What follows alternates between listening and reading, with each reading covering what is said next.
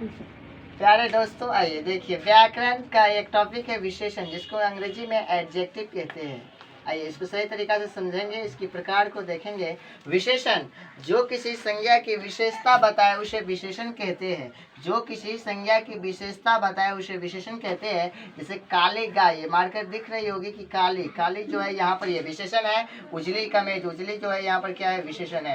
यानी कि पुनः रिपीटेशन कर देते हैं, जो किसी संज्ञा की विशेषता बताए उसे विशेषण कहते हैं। जैसे काली गाय, उजली कमेज, यानी किसी का गुण, आकार, अवस्था इस चीज पर निर्भर करेगा। तो जो किसी संज्ञा की विशेषता बताए उसे विशेषण कहते हैं। जैसे काली गाय में काली विशेषण है, उजली कमेज में उजली कमेज में उजली विशेषण है। ये विशेषण के भेद को देखेंगे। विशेषण के 4 प्रकार होते हैं, ठीक है।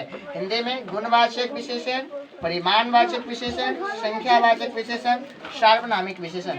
आइए गुणवाचक विशेषण क्या होता है उसको देखेंगे। जिससे किसी संज्ञा के गुण, रंग, आकार, अवस्था इत्यादि का बोध हो उसे गुणवाचक विशेषण कहते हैं। जैसे वह एक अच्छा आदमी है।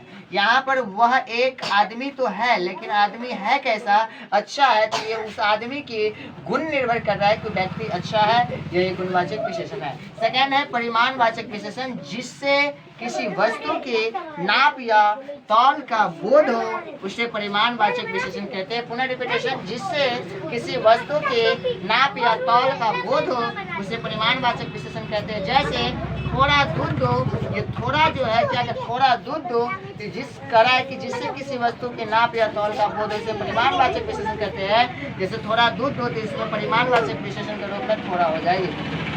फिर आइए थर्ड की ओर चलेंगे, संख्यावाचक विशेषण, जिससे किसी व्यक्ति या वस्तु की संख्या का बोध हो। जिससे किसी व्यक्ति या वस्तु की संख्या का बोध हो उसे संख्यावाचक विशेषण कहते हैं। जैसे 4 रुपये 2, इसमें जो विशेषण क्या कह रहा है, जिससे किसी व्यक्ति या वस्तु की संख्या का बोध हो उसे संख्यावाचक विशेषण कहते हैं। 4 रुपये 2, इसमें विशेषण 4 हो जाएगी। फिर कहते हैं सार्वनामिक विशेषण, किसी संज्ञा के पहले आने वाले सर्वनाम को सार्वनामिक विशेषण कहते हैं। जैसे कौन विद्यार्थी अच्छा है, तो क्या कहता है, किसी संज्ञा के पहले आने वाले सर्वनाम को सार्वनामिक विशेषण कहते हैं। यहाँ पर विद्यार्थी जो है ये संज्ञा है, सर्वनाम है, यहाँ पर जो ये विद्यार्थी है ये संज्ञा है, और इसी के पहले ये जो कौन है ये क्या है, सर्वनाम है। क्या कह रहा है कि किसी संज्ञा के पहले आने वाले सर्वनाम को सार्वनामिक विशेषण कहते हैं। तो विद्यार्थी क्या है, संज्ञा, और इस संज्ञा से पहले ये सर्वनाम आया है, और वही कह रहा है कि सर्वनाम को सार्वनामिक विशेषण कहते हैं। तो यहाँ पर कौन जो है ये सार्वनामिक विशेषण है।